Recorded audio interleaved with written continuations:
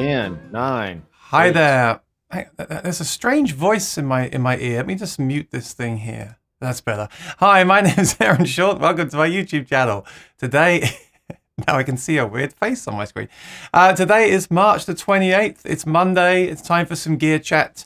And we're going to talk about a topic today which is very close to my heart and my wallet, which is how do we amplify our guitars, namely our electric guitars today in 2022. There's so many options out there. It's absolutely crazy. So welcome. If you're new here, please subscribe and ring the bell. We're restreaming, so it'll be live on my channel and my guest channel. So if you like what we're doing, please subscribe and ring the bell for both of our channels. We would really, really appreciate it. If you have a question, let us know in the chat. If you have some comments, please feel free, of course, to chat with each other and send your comments our way as well. Today's an open discussion. I don't think we're going to find an answer today as such. I don't think there's an answer to this question. Maybe there is, maybe there isn't, but we'll have a good time, a lot of fun discussing it between ourselves. So without further ado, let's bring on today's guest. This is the one and only Dr. McFarland. How you doing, buddy? Hey, guys. I am here and awake and ready to talk gear. That's good because it's 4 p.m., isn't it? No, it's 3 p.m. where you are, right? Yeah, but when you have a new baby, it's you never get enough sleep, so... Oh, congratulations. Hey, for anyone that hasn't met you before, are you a doctor of medicine or music? Can you just clarify? Well, Dr. McFarland is a nickname that was given to me by my friend Robbie Russell. I'm sure he don't mind me saying his name. Probably 20 years ago at MTSU, and I heal people with sweet rock and roll, and I get surgical with audio. So therefore, I am the doctor of rock. So you're more of a tone doctor. Yeah, totally. Producing, awesome. Engineering, creating sweet tones is what I do. Well, I hope today you can prescribe the correct tonal subscription for my problems, Dr. McFarland. Yes, I do make house calls, so give me a call. All right, let's say hi to our friends in the chat over here. We have the one and only David Belcher. Says, good afternoon, Aaron and Doc. And we have Lisa. Hey, Lisa, how you doing today? And we have Jim. Jim is anonymous these days. His picture's gone. Hello, Aaron Short Music and all his fans. Wow, thank you. There's at least one fan here, I think. It's back to winter here in Vermont. Temperature in the teens all day with snow flurries. The good news is that this cold snap will recharge the maple tree for sweeter sap. Very good. And tone wood, right? Sweet tone wood. Sweet. That's what I was thinking. I was thinking of the tone as I read that out. Jeffrey's here. Good to see you, Jeffrey. Hi, Aaron. Tuning in from cold and snowy Ohio. Oh dear, I don't like that. I don't want to hear about this snow because I'm on the East Coast. So if that snow is coming this way, I'm going to blow it straight back again. All right. Mark Henry says hi, David. There, everyone's saying hi to each other. Doc is the tone master, says father of 3 kids. That's right. Oh, yep. Hey, no pressure today. No pressure. All right. Hey, I've been doing this for years, Aaron. I got this. Gary Roberts is here. Long time, my friend. How are you doing? Now, Gary posts a lot of videos about tone and playing electric guitars as well. So I look forward to his contribution today. And Todd is here and says, I ordered a, how do you say this? Cheriatone? I always said Seriatone, but I'm from the South, so I can't speak English anyway, right? I've ordered one of those amps about a year ago. It's a year ago. Wow. It's shipping soon. I've been playing a long time, and I told Nick I want the 1987 Back for the Attack Lynch tone. I guess as I get older, I just know. Well, that's great. When you know what the product you want, that's the awesome thing.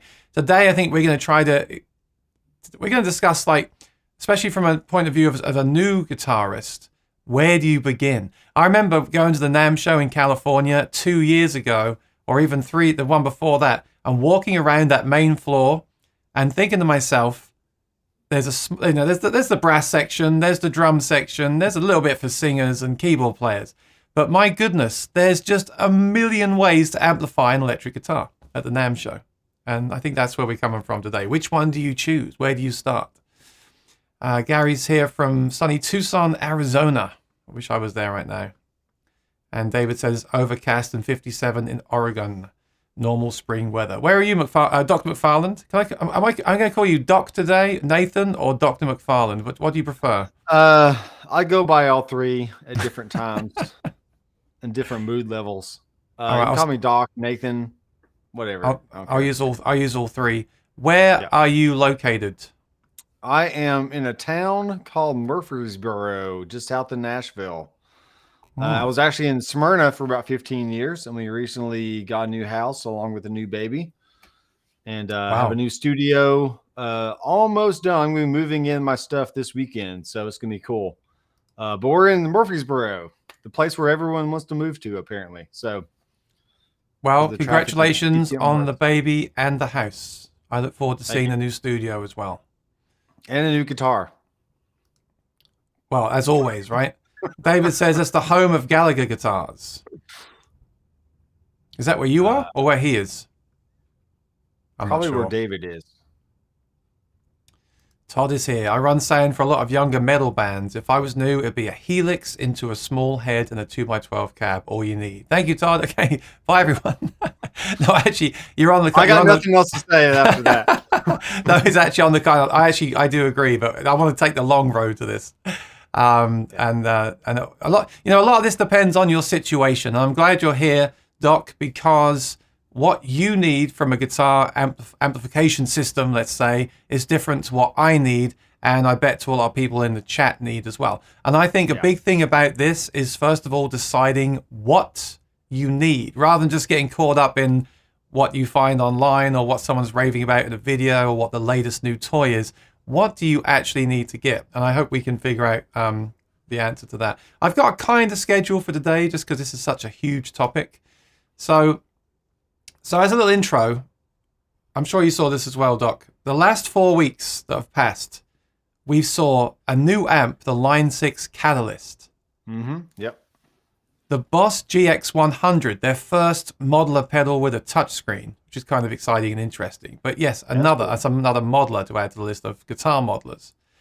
The Neural DSP Tone King plugin. So this is a plugin you can buy for your computer and then play through your interface and use it with your computer. They've got loads of plugins, and that's their latest one, the Tone King amp. And then Line 6, did you see the, I think you say Metallurgy plugins? So they're right, well, that's kind of like the Neural DSP plugins as well, right? So you run those on your computer. So in the last 4 weeks, that's at least 4 ways of amplifying your guitar. You may have heard of even more than that. I'm sure I've seen some other ones from Nuix and some other companies as well. That's just in the last 4 weeks alone. It's insane. And we already had a ton of digital modelers. Like, I know you've got the Head Rush. I've got the HX Stomp and the Helix Floor. I've got the Kemper and the Quad Cortex. I've got way too many to start with. But then there's also the Fractal. There's also, there's other ones you can get that are more affordable. There's the Boss products. I didn't even touch on those. This is the point I'm trying to make. I mean, maybe that's just the problem in the world in general now. Maybe we can say the same thing about guitars and keyboards and microphones. There's just so much of everything. But certainly with the electric guitar world, when I was growing up, we went to the local guitar store in the next, the major city, and they just had basically like a wall of amps and maybe a few digital products, and you would just pick an amp and go home and use it. Now I don't know how anyone would even make a decision. Again, that's what we're going to talk about today. But let's start with our experience then. So no, let's not tell people what you're using now. Let's talk about what your requirements are. I think that's a really important thing. So what do you do musically? Yeah, what do you do? What do you need? What do you need?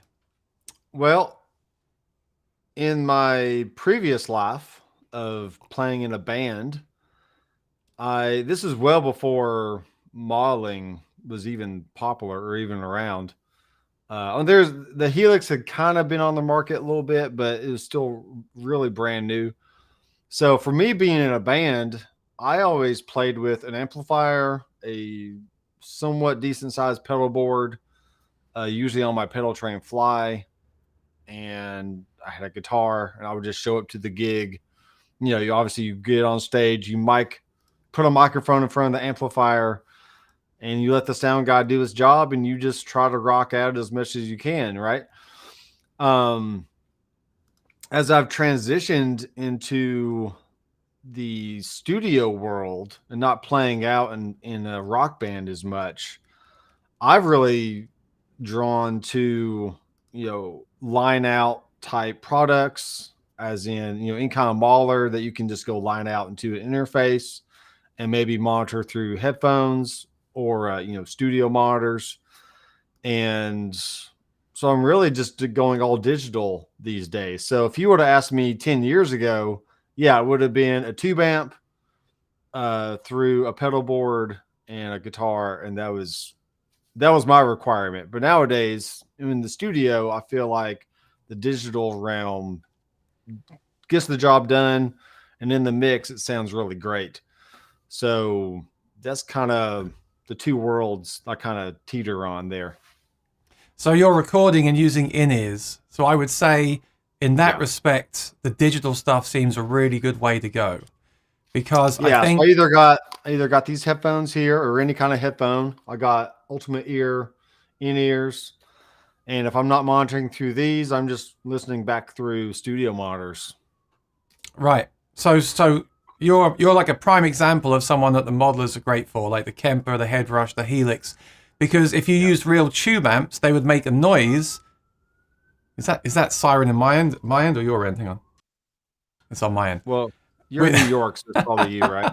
Yeah, that's what I assumed. If you use a tube amp, it's going to make a sound. You have to mic it up. That sound is going to spill out into the room. And if you're playing on like a church stage, a silent stage, or recording, you might not want that. And the digital options are really good now. They're all using the latest impulse responses and things like that. They're sounding really good. So I think for you, that makes total sense to do that. Okay, here's a question then. Do you miss, a lot of people talk about the feel and the cool factor of having the tube amp in the room and the sound of it. Do you miss that or not at all? 90% of me playing is just through studio monitors. So I've gotten very, very used to it. But that does not mean that, wait, let me get my thing here.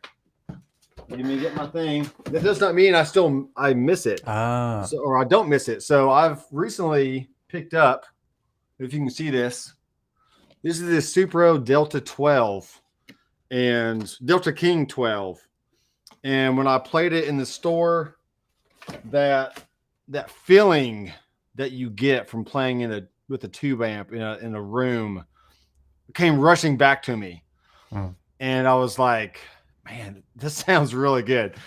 And it has a line out and it has a power amp in. So I can still utilize modeling through the amp if I want. But if I just want to take a guitar and plug it straight into the amp, just kind of turn up the reverb and just play, I mean, wow, it sounds great. So nothing will ever replace, to me, an amp in the room sound, because you feel the energy from that. And that's where modeling lacks in certain ways, because listening back through studio monitors is not the same experience as the tube amp in the room, and it's bouncing around the walls and hitting your ears at different points, and all that stuff that we feel and get from an amp in the room sound. Does that make sense? Well, let's just explain, in case we've got people here that are completely new to all this, because these are things that took me a long time to get my head around as well. When you play something like a Helix through a PA system, what you're hearing is an amp model, so they've recreated the amp itself, and also an impulse response or a cab. On the Helix, I like to use impulse responses. Actually, I like impulse responses in general. I think they can sound better than some cab modeling, although some cab modeling is now getting a lot better as well. It's all IRs, basically. It's all impulse responses. But that essentially is replacing the microphone. So what you're hearing is the amp and the microphone in front of the cab through a PA system, which is full range. But when you hear a guitar amp in the room, you're hearing the guitar cabinet, which is actually chopped off a lot, isn't it? You're hearing a lot of the mid-range. You're not hearing a lot of extreme highs or lows. Yeah. And that's why, when you run those impulse responses through a real cab, you should turn the impulse response off, because what you end up hearing is always yes. not the same thing. So yeah, so that's important. See, I'm completely opposite. I grew up playing in a band in London, and I had an orange amp. Now, I will throw these things in here as well. I remember I had a lot of issues with that amp. I'm not sure if it was the amp or the pedal board, but that rig gave me a lot of problems over the years, and I never really figured out what it was. And eventually I just sold it at a loss and got rid of it. But I used that amp, and we just played very loud, and louder than we should have done, and that's just the way it was. I remember the other guitarist I worked with used the Pod Bean because it was convenient, and he would just rock up, plug in, and go. Now, what I'll say about him... And it's consistent, too. It's right? consistent. The sound is the same every night. But I want to say... Just throw this in here. He was and is a really great musician, and when you're that good, I'm not being funny, but when you're that good, it's kind of like, well, he's so good. I'm not thinking about the tone. In fact, I'm not really thinking about tone at all for the audience. I'm thinking about it for me, and I like to have that tube amp. Having said that, sometimes the bands can be so, like a 12-piece band can be so loud and busy that you don't even really hear the amp. It can get buried. And what you get in your apartment can be very different to what you hear on stage. I think it's also important to select the gear for the place you're going to play at as well. Because I audition all my stuff in the apartment, which is ridiculous because I can't turn it up. I need to take it out. I'm hoping soon to go to like a studio or a band room to actually play in a band and audition some of the things I have there to decide what I'm going to keep and what I'm going to sell on. So I think the context and the use case is important. But a lot of people I talk to say to me, oh, just use in-ears. But, the band scene in New York is kind of a little bit old school. You're expected to take an amp. You're expected to have on-stage sound. Even though they're using in-ears now at some gigs, they just mic the amp up. So a lot of people that play on a church stage will use the modelers and use in-ears exclusively.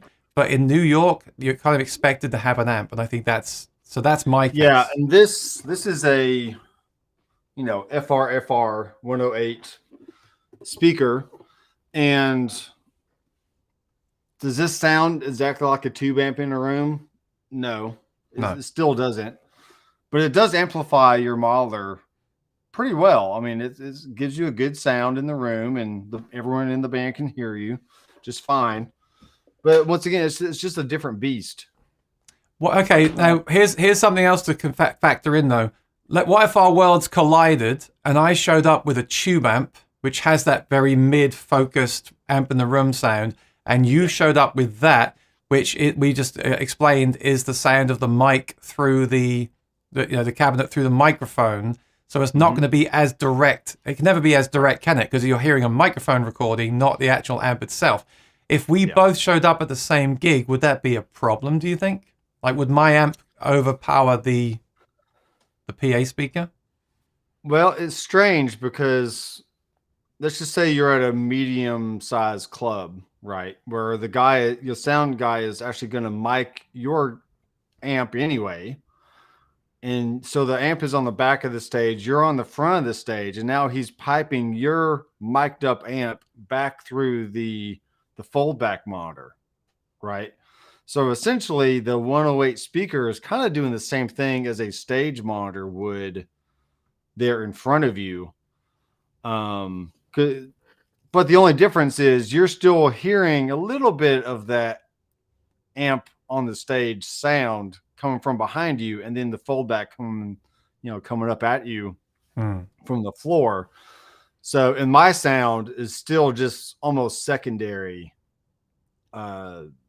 It's like a secondhand sound because it's not a direct sound from the amp in the room. It's a amp in the room that's being mic'd, and now you're hearing that through a speaker. So I think we would still be able to hear each other and still have a good time playing.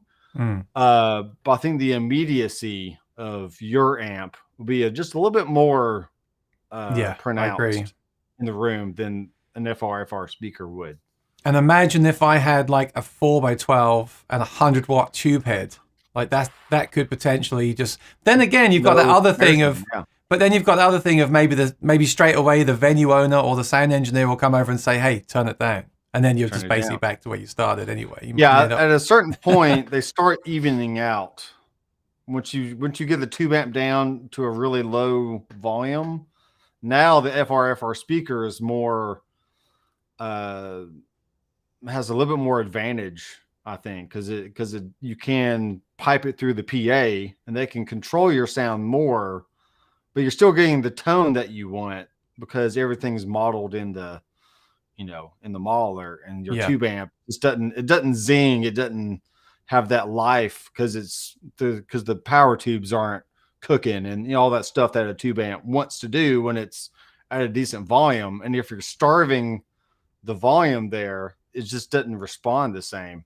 I think that's why attenuators and like power soak options on more high-end amplifiers are there, so you can still crank the front end and then just turn it down on the backside and get a little bit of the juice that you want, just at a lower volume. Well, that's why people have like an aux box and all that kind of different stuff. The Captor. I've only tried the Captor and the aux. People tell me that there's good and bad attenuators, and apparently like the Sur is one of the best ones. But for me, you're still playing at the lower volume. Yeah, you can get more distortion and more drive from the tubes, but you're still at a lower volume. Again, I think if you live in an apartment, you might want to go digital with the in-ears just because you can't annoy the neighbor. Like if the minute you turn on the amp, your neighbor's banging on the door, which actually doesn't happen here yet, but if that's what happens to you, maybe you don't need a tube amp. Maybe you need the thing that you can use with in-ears. For years, I hated playing electric guitar through these headphones because I felt like my head was right next to the speaker, which essentially it is because you're hearing like that IR microphone right there. But after doing the live streaming on here over the last 2 years, I now am very comfortable. It's amazing how your ears can adjust. And now I'm really used to that sound. I have no problem with using the in-ears at all. Well, just think about when you're on tour with a band. Yeah. More likely than you are using in-ears on stage. Yes. So having your amp behind you and cranked up and stuff, it might be fun for the audience, but you're not getting all that excitement. You might feel a little air on the back of your leg, but you're not getting the immediacy because you're still wearing in-ears. So that's why they kind of start evening out once you put yourself in a certain situation. Yes. And that's why modeling can be just as good as plugging into an amp because you're essentially hearing the same thing in your ears. But again, that's the usage case that people need to decide. Like if you told me I'm going on tour next week and we're using in-ears only, I would take something like a Quad Cortex and set my patches up in that. But if you told me next week I'm playing one of my gigs here in New York with a wedding band, I would have a completely different mindset. Okay, I'm going to take a tube amp. What tube amp should I take?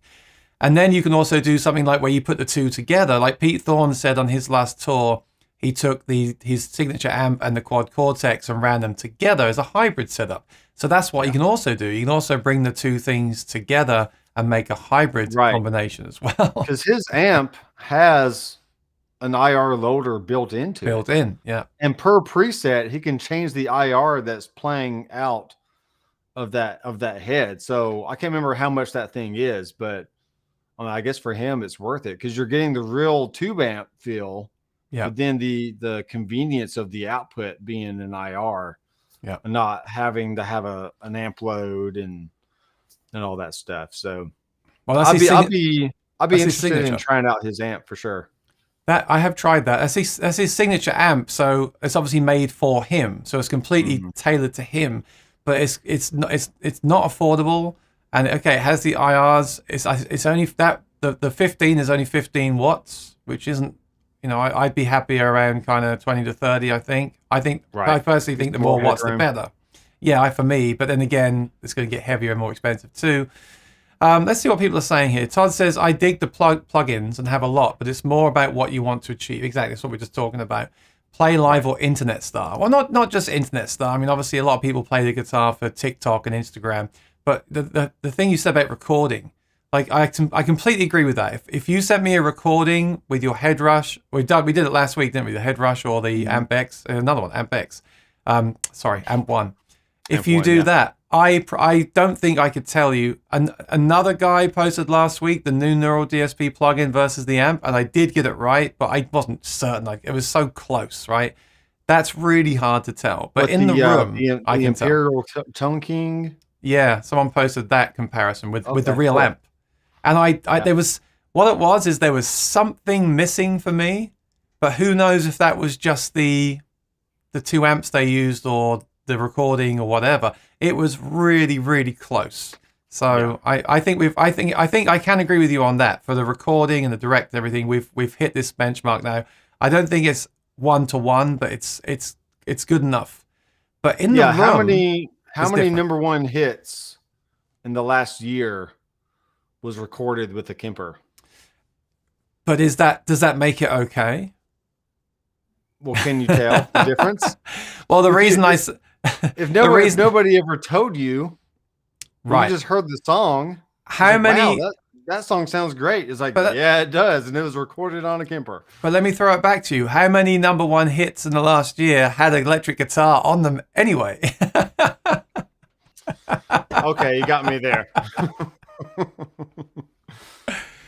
Bebo says, my requirements include a 50-watt Marshall head and a 4x12 with greenback. So the Trainer American Standard for acoustic. So there you go. You see a 50-watt amp with a 4x12 cab.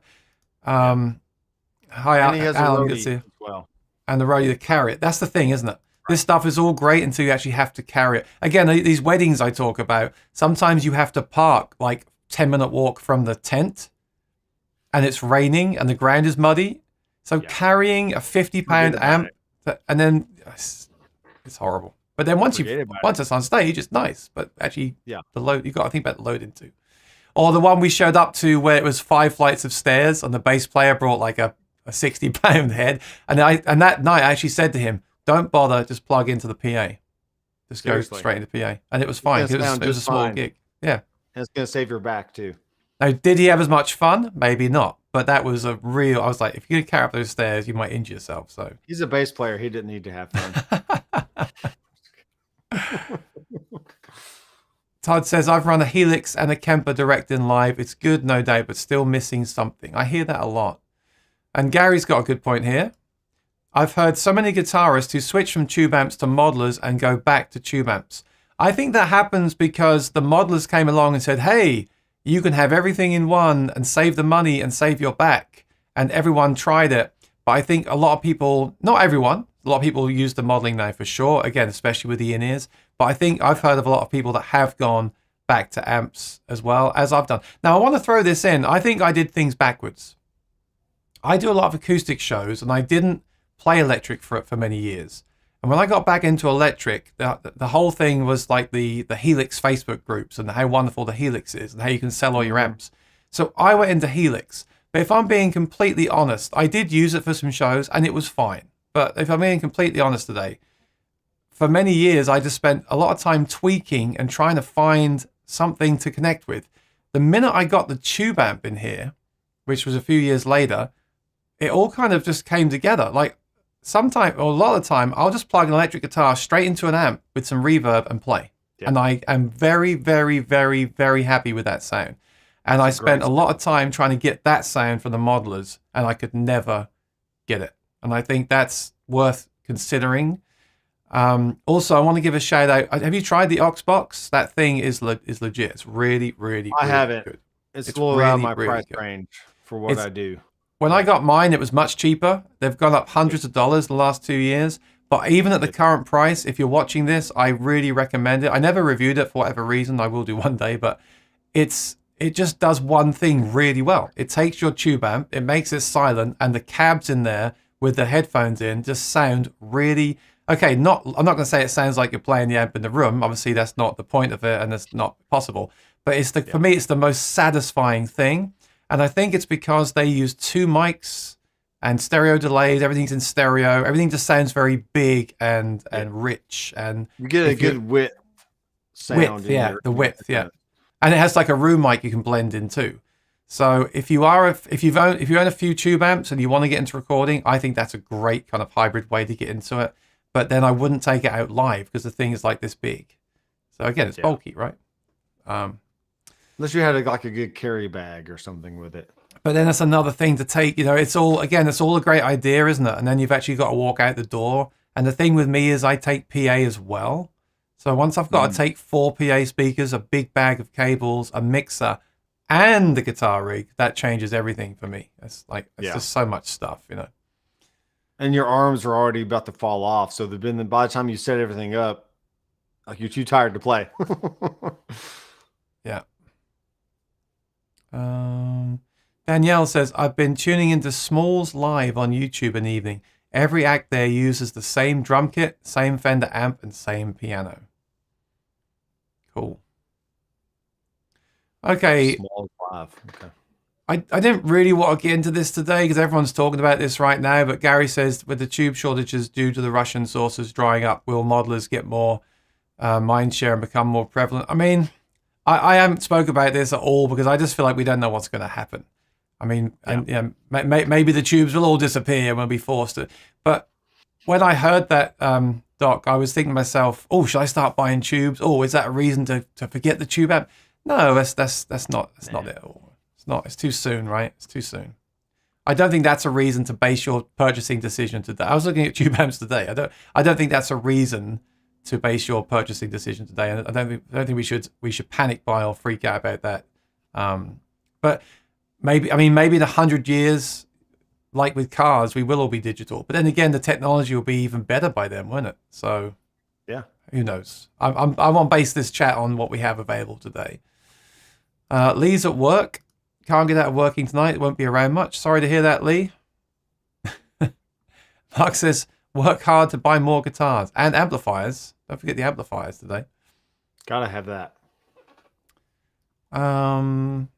Everyone's saying the same thing, which I find interesting. I love these chats because I love what we get from the people in the chat.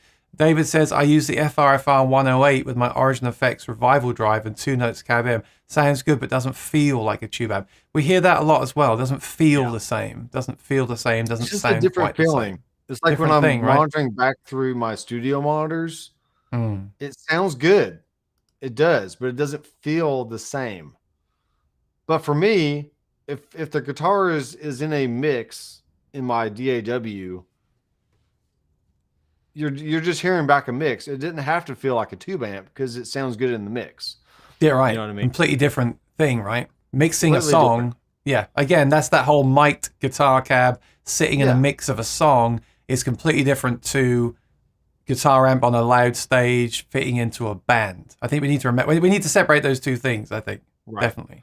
But if you're on a stage with in-ears, you are getting a mix in your ears. So it's the same mix, whether you're in the studio or on the stage. Right. But if you're not using in-ears on stage, that's where the difference comes in. Right. Because you can hear a little bleed from the other drums and the other guitar player on the other side of the stage. You're hearing your amp kind of behind you. And all the sound is just kind of swarming around. Yeah.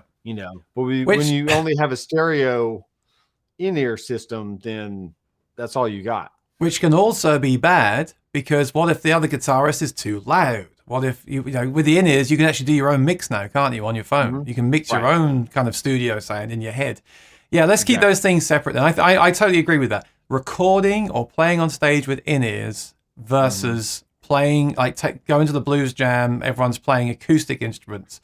I think if you're going to be playing with acoustic bands, you need to have an actual monitor. It's funny because for years it was all about you can buy these digital pedals and throw away your amps, sell your amps, right? But they didn't give us a way to amplify them. That was always my thing with those things. Like, okay, Helix, okay, it's all here. How do you amplify it? Then they brought out the power cab, right? So, here's the way you amplify it. Or now there's all these solutions like the Red Sound and the Atomic and the Head Rush. Now we're getting a million ways of how to amplify those modelers. Now, here's the one thing I always say to people. If you're going to end up having a Helix floor, which is a big pedal, and a 212 Helix power cab, right? And you're only going to use 2 tones, I think at that point, why wouldn't you just get a good tube amp and a couple of pedals? Right. So that's my thing with that. Again, what do you actually need? What do you actually need from these things? I recently saw a very short clip of Mark Tremonti showing off his live rig. And he has a PRS Archon and a Mesa Boogie dual rec, both heads in a rack with two 4x12 cabs. And he just has one of those MIDI switching units, like a Bradshaw or something like that. And he has one button for clean, and the Mesa Boogie turns off, and it's just the Archon on the clean channel. And then he hits another button for his dirt sound, and the Archon switches over to the dirt channel, and also the Mesa Boogie comes into the channel. So you got the 2 amps stacked, really huge fat sound. And then for his lead, he has the Tube Screamer. Yep.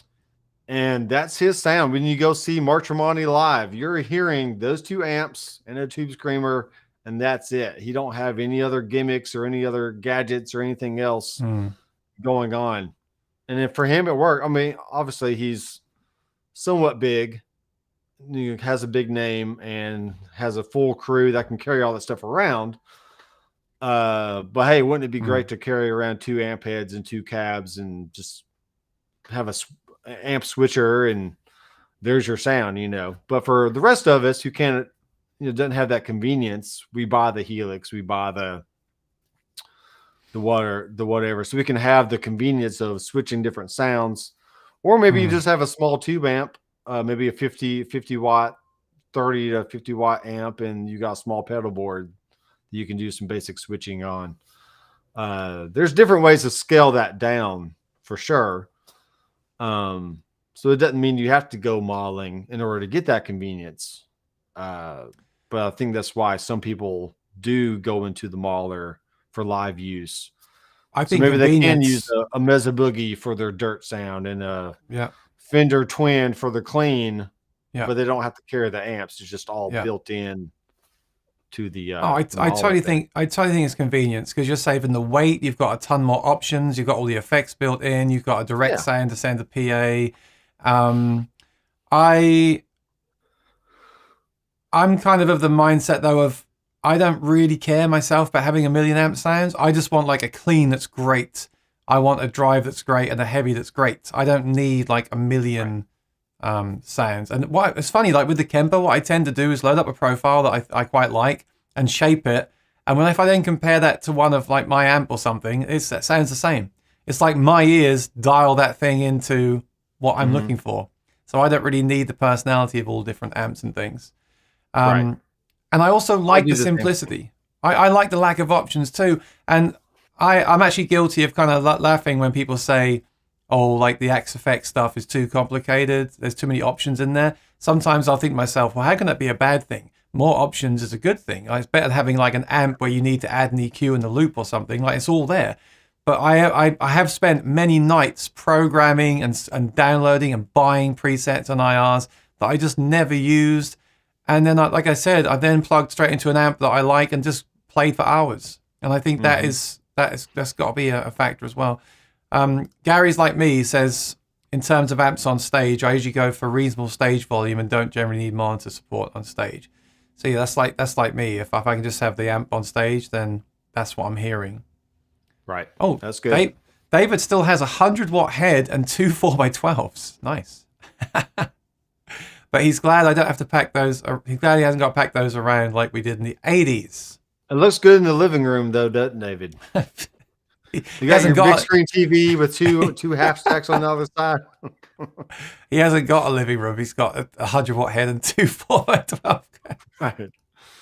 Yeah. Oh, that's cool. The Fryer adds a loop to a non-loop older amp. Hey, Real Ting. So Real Ting's who got me into Kemper. He's used one for years. Yep. And he just got the stage, and he says at church every week he uses in-ears, and the Kemper sounds with that. And I don't doubt it. Again, that's that usage where you're using in-ears and something like a Kemper or a Head Rush or a Quad Cortex. One of the latest modelers. I think they all do hand sound great. We've all heard the demos online. We've all heard the videos where you hear the two together. And okay, even if you say you can hear a difference, they're very, very, very, very, very close. Very, very close, yeah. Rick says, no one needs a tube amp in an apartment. But being said that I'm using a DSL 40 in the apartment, I totally agree with you. No one needs a tube amp in the apartment anymore with these plugins and these digital things. But there's still, like we said, something about playing through it, even at low volume. It still has this kind of. I have a very short story, Aaron, that I like to tell the audience here. So I've told you this before, but I think at this point in my life, I've owned about 34, maybe 35 amps. Wow. Some tubes, some solid state. I still have my little pig nose amp. This is the first amp I've ever got, which is a custom K solid state amp. I got this in an acoustic guitar. But anyway, that's all neither here or there. I've owned a lot of amps over the years. Okay. When I bought at Guitar Center, this is probably 2004, 2005, somewhere in there. I bought my 2x12 cab, which I still have, and I bought a Bassman head. I think it was like from the 70s, like maybe a 73, maybe a 77, somewhere in there. A 70s model silver face Bassman head. At the time, I was living in an apartment, and I was like, I gotta rock, folks. I just gotta do it now. So I made sure that the downstairs neighbor wasn't home, kind of made sure nobody else was around. And I literally cranked it up to 10 in my small apartment and just played like AC/DC and Led Zeppelin for like an hour. And thankfully nobody was home, and thankfully nobody called the cops. But that was a joyous experience. So if you do live in an apartment and you want to crank it up, do it with caution. So that way you don't spend the night in jail. It depends on the apartment. Used to be on the top floor. And the lady below us would complain that because the amp was obviously vibrating on the floor. Now there's a garage below us, it's concrete floor, so it's very different. Cool. And there's different options. I mean, like I said, the Oxbox is great. You can buy those enclosures. You put your amp inside, and it makes it quiet, right? And you put a mic in front of it. And there's things that you can do. Gary said a lot of us gig in local bars where amps. I guess you could say where amps are needed, And Todd says, we have a set of in-ears that also have mics on, so you can hear them. Yeah, I've heard, Pete Thorne was talking about those. Oh, that's cool. In-ear monitors with a mic control, so you can bring in the outside sound as well. Yeah, the ambient sound. That's neat. So you don't feel like you're in a fishbowl, Yeah, I'd like to try those.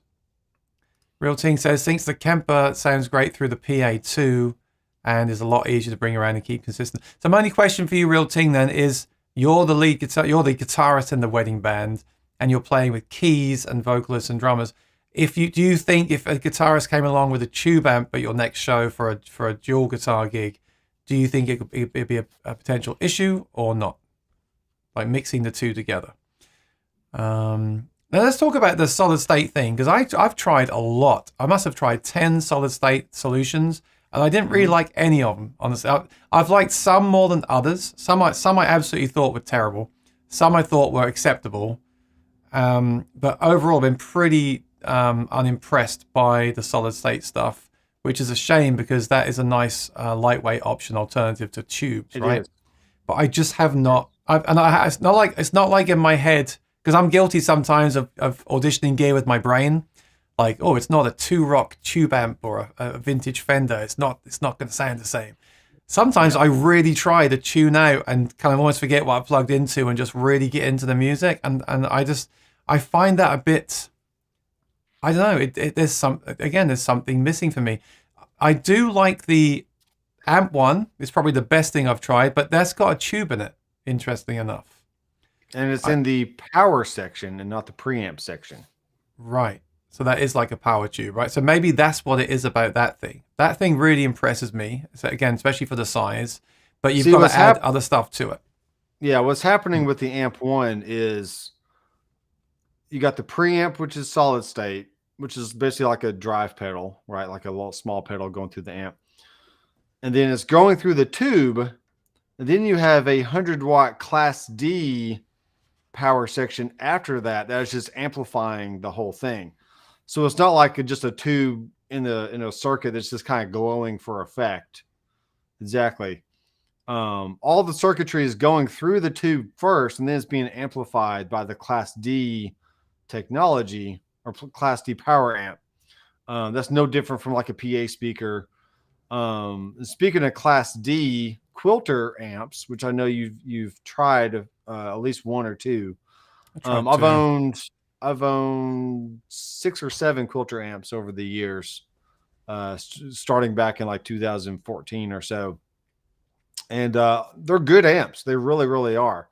And if you want something that's lightweight and just sounds, I mean, it does sound pretty great to me. Quilter is a great option for that. But as we know, it doesn't have any tubes in it. And if you're really searching for that tube sound, maybe Quilter doesn't get you all the way there. But for a lot of people, it is close enough. For a good, I've heard great things. Loud option. I've heard great things about Quilter, including from you, but I really did not like it at all. And I don't really know why. And the other thing is, I had the power amp that was plugged into their cab, and sometimes it's the cab as well. This is an important thing to mention. It's not just tube amps; it's also what they're plugged into. Because I've tried the small Mesa make a little 1x10 Mark 530 25, and I thought, wow, that'd be a great option for me. I can take it on the subway and stuff. I didn't like it at all. I think because the box is so small, it just sounds really small. And the Kemper cab is the same. They're using a very small, thin enclosure, and it just sounded small to me. I've tried all this stuff, and maybe that was the same with the Quilter. Maybe I didn't like what it was plugged into. So for me, that's fine for what it is, but that wasn't what I'm looking for. And what's interesting is the Tone Block 202 has an FR mode on it. Yeah. Yeah. That you can plug your Helix or whatever model they're into, and then you can amplify it that way, which is perfectly fine, and it's a viable option. But at this point, I just have the micro. Is it the micro block? The little tiny ones. They're pretty cool. Yeah, they're pretty the little pedal size micro block. I tried one of those too. It's the Interblock 45. Sorry, my mind left me there for a second. I've owned 30 something odd amps. I can't remember all of them. But the only quilter I have left is that Interblock 45, and it's a 33 watt little head that fits on your pedal board, and it does sound really good. And it plug in any cab you want and rock out.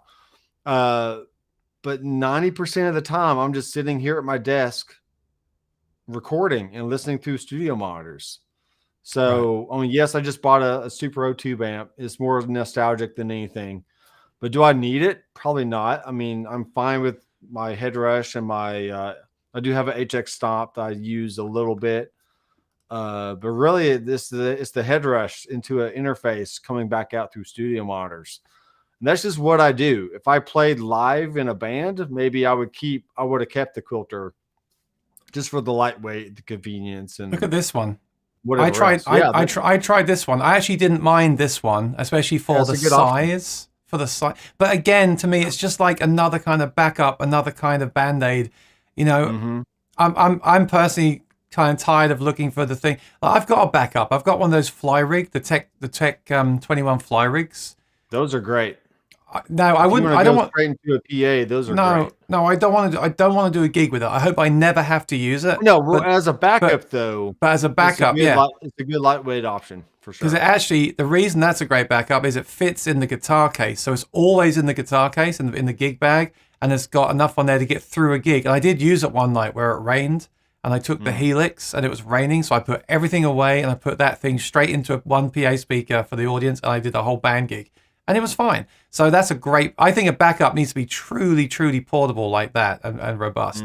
But I want part of today's video is because right now I'm trying to decide, what do I want to sell? What do I want to keep? And I don't really want my decision to be like a compromise. I want to get something that does what I need it to do and makes me very satisfied, if that's actually possible, like all in one. Yeah. So I'm thinking,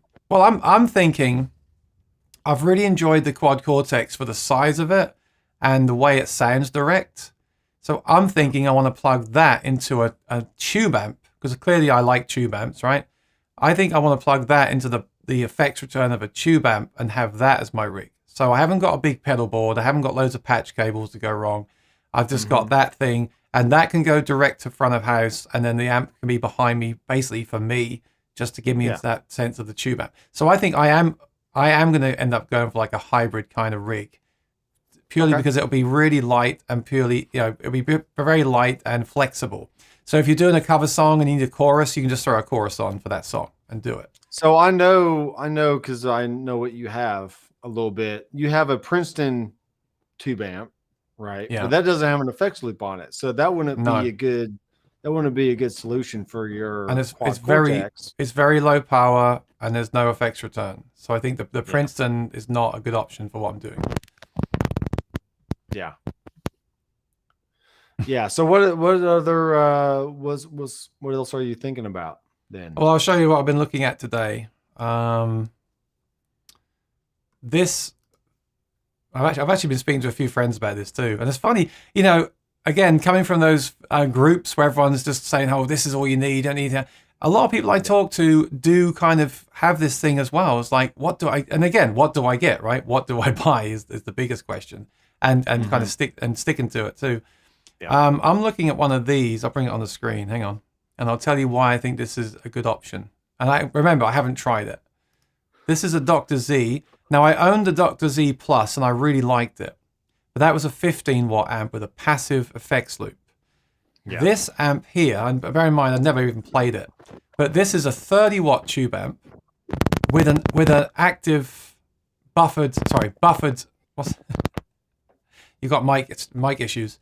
It's got a buffered effects loop, and it's 30 watts, and it weighs 34 pounds, and it's a 1x12 tube amp combo. Yeah. And also, if I decide I don't want to use the quad cortex and I want to use my pedal board, I can just go into it like a tube amp and just use it as a tube amp. So I think I'm leaning towards something like this. Grab that thing, grab the quad cortex, which is really small and really light, almost too small in a way, and just go in and have like this hybrid option. And if one of the two goes down, I can use the other one as the backup. I'm going to throw a small wrench in there, Aaron. Okay. You may want to consider this Supro Delta King. Okay. It only costs $650, so it's less than half of the price is that Dr. Z. It doesn't have an effects loop, but it does have. You can look on Sweetwater right now; they're up there. The Supro Delta Kings.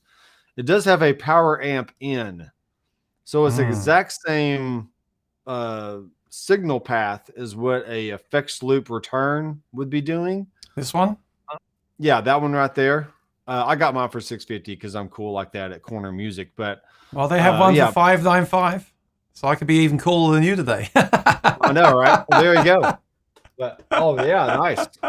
Well, you still gotta do tax and shipping and stuff. Yeah. Well, no, the shipping's free, but tax. Okay, power amp in, yeah. Yeah, power amp in, and I've already done this with my head rush. It sounds great going through that power amp in, and you're bypassing. You're bypassing the circuitry in there, so you're just using it as a power amp. Getting the tubes cooking pretty good there. And this thing is very lightweight, very small, but to me, it's a good mixture between a Blues Junior and a Princeton Reverb. But you don't get any of the boxiness that you would get from a Blues Junior type amp. Most Princetons sound pretty open sounding, but they can sound small. Okay. Because most Princetons have a 10-inch speaker, not a 12-inch speaker. This mic is being retarded today. But yeah, I would consider that Supro. I like this. That's the doctor's orders right there. The doctor's order is £28, so that's great. Yeah, it's only 15 watts, but that's okay. 15 watts is okay for the personal monitoring, I think. Yeah. The power amp in is nice, which I guess is just the effects. I assume it's buffered then. If it's a power amp in, it must be buffered, possibly. Right? I'm guessing. I'd have to figure that out. And it does have a line output. Price is good. So you can still record with it if you want to. With that line output, it doesn't have a cab sim on it, so you could run that through your aux box. Oh, that's nice. The cab sim stuff, but still get the juice from the amp. Okay. And if the quad cortex goes down, you can use the... Oh, it's got reverb too. Yeah, this is a much better deal. That's really why I got $700. it. I'm really sorry about this mic. Can you get a new mic from Sweetwater and call me back? Yeah, probably. Hang on, let me see what the review... Oh, 7 reviews. Let me see what they say. Very pleased. Perfect living room amp. Delta King 12. They make a 10 as well, I saw. Yeah, they make an 8 and a 10 and a 12. Don't they also make an amp which is for modelers? Or is that this one? I thought it was another one they made. Last year, I had the Supro Custom 10, which is the Keeley Custom 10. It was a Pigtronics and Robert Keeley mashup. And what's cool about the Supro Delta King is it has a Pigtronics overdrive circuit built in. You just like flip a switch and it turns on, and it sounds like a Pigtronics pedal, which I've owned plenty of those in the past. And so it's a cool option. And you can have a amp switcher, so you can go between clean and overdrive. So it's kind of like a 2-channel amp if you kick in. And it also has a boost on it as well. The only issue is there's not really a volume knob for the boost or for the pedal side. So you kind of just get what you get with that. But it's just for a basic clean amp that you're gonna run a modeler through anyway. I think for the price and the features, and it looks great. I think the black and tan, racing stripe kind of look is really cool. And plus too, my price range for really anything is around either from $500 to $1,000. If I can't get an amp or a guitar within that range, it's usually too much for me. That's why the Headrush was good for me. Because the Headrush is about $1,000. A gig board is about $650. HX Stomp is about $650, $700. So it's a good price range for me to stay in. That was actually my next point on the list. My next point on the list was budget, because it's so easy. There's single channel tube amps that cost $5,000. There's modelers that cost $3,500. What that was. I should put this further up the list. Maybe like, what is the budget to spend on this rig as well? Yeah, I'm moving my mic around here. That's got to be up to you and up to each individual. It's like, what if this is a hobby for you? Do you want a really expensive hobby, or do you want a hobby that your wife or significant other can, support? It's like, you came home with a 2000 what again? It's like, oh geez, it's like we're trying to pay the rent and the mortgage and the light bill and baby food, whatever else. Is like, you got to decide what that pain level is. And like for me, it's that $500 to $1,000 range. If I can get it anything within there, I'm good. I don't feel too bad about spending the money. But if it's like $1,500, $1,800, closer to $2,000, like, I don't know if I can swing that. I think my thought is the whole thing of like getting something that's really good to stop me wanting to get more stuff. But also, I don't want to get anything that's too fancy, because remember, again, take us back to the usage case for me. What was it? Weddings. Do you really want to take a $5,000 hand-wired American tube amp to a wedding? No. Because the minute I get a scratch on it, I'm going to be like... So the thing you showed me is interesting. I might actually try that before getting too attached. Because the thing is, everything is out of stock everywhere right now anyway. There's no Dr. Z amps around anywhere. There's no Two Rocks anywhere. Everything's amazing how stuff is still sold out. But these Supros are around, so I may give that a try on your recommendation. And if I do, I'll let you know how it goes. But that price is good, because $700 is like, well, if the worst happened and a guest at a wedding broke it, I'm out $700. Whereas if you get something like a Two Rock, do you really want to be out $3,000 if something happened? Yeah. How much are you making from the gig? Is it worth it? No. I mean, even a $700 amp is maybe not worth it, but that might be a good sweet spot. Now, if I could find one of them used, because I put down here as well, new or used, a used one of those, if I could find one of those for like $500, maybe that's the best way to go for this live application. Now, of course, if you're recording in a studio, if you're at home, you're never leaving the house, and you want to spend $3,000 on the 2-Rock and get an aux box for another $1,500, if you've got the money and you want that and it'll satisfy you and keep you happy the rest of your life, maybe that's worth doing. But I think sometimes I've forgotten about gigs. Sometimes I've got some nice gear together and gone to leave. It's not until you leave the apartment to go to the gig that you then think to yourself, oh, or even worse, when you get to the gig and you're, again, walking through those muddy fields. Like, I've got my new gig case and my new guitar and my new amp, and I'm walking through a load of mud and I have to set up on a dusty old stage. You're right, it's not worth it. So if this is for heavy use at gigs, I think getting used, something like that used Supro would be perfect, wouldn't it? Right. Absolutely perfect. Because you want to think about, all right, how much money am I going to get from this gig? Yeah. And if I just bought this new amp, Mahler, guitar, whatever it is, how many gigs do I have to play for that to pay off? You know, that's a really, really good point. Yeah. You know, what's your rate of return on that? Yeah. Because really at the end, if you're not really a hobbyist, but if you're doing this to make a living, it's you're really making an investment. You're investing into your gear. You're investing back into yourself, making sure you have good gear so it doesn't break down on you at a gig and get embarrassed and whatever else. So what is the rate of return on your money? Yeah. Well, you have to enjoy it. You have to. I've always said, like my acoustic rig, I'm not prepared to take a $100 acoustic guitar with a cheap pickup to play my cover gig. I need to get a tone that I enjoy for the 4 hours that I'm playing. At the same time, I'm not going to take a one-off custom Martin, you know, I'm not. Because there's always that time when they want to use the mic or sing or play the guitar.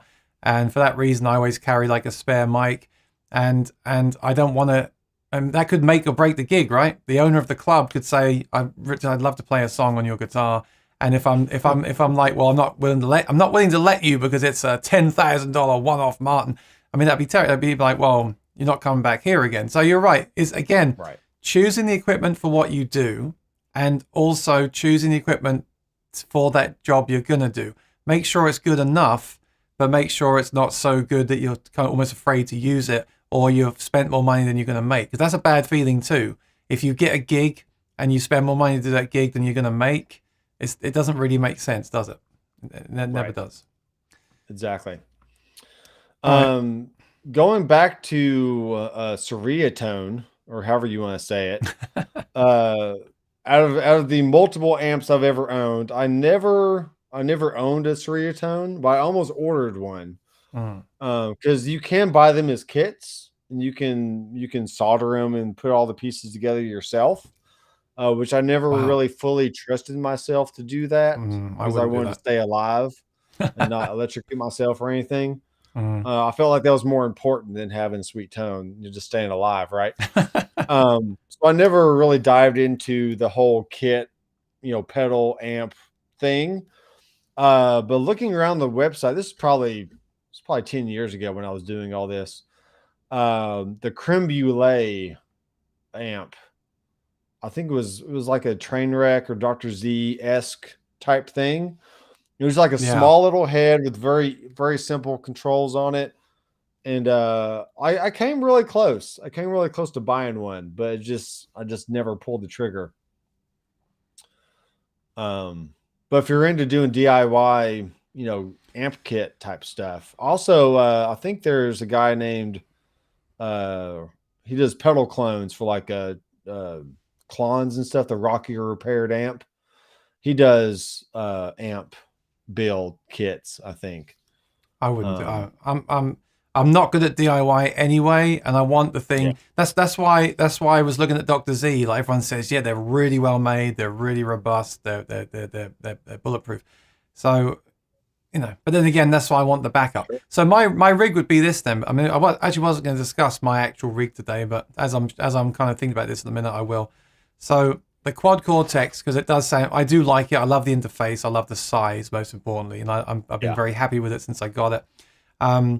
And also, it's also got a mic input. So again, I think backups are really important. Like if my mixer went down and I was running the sound, I could potentially run both vocal for the two singers. I could run the two mics into the quad cortex and the guitar and the bass and run at least those four things through the PA. So there's one backup. That's into cool. into the Supro you mentioned, because the price is good and the other features are nice too. That's also a backup.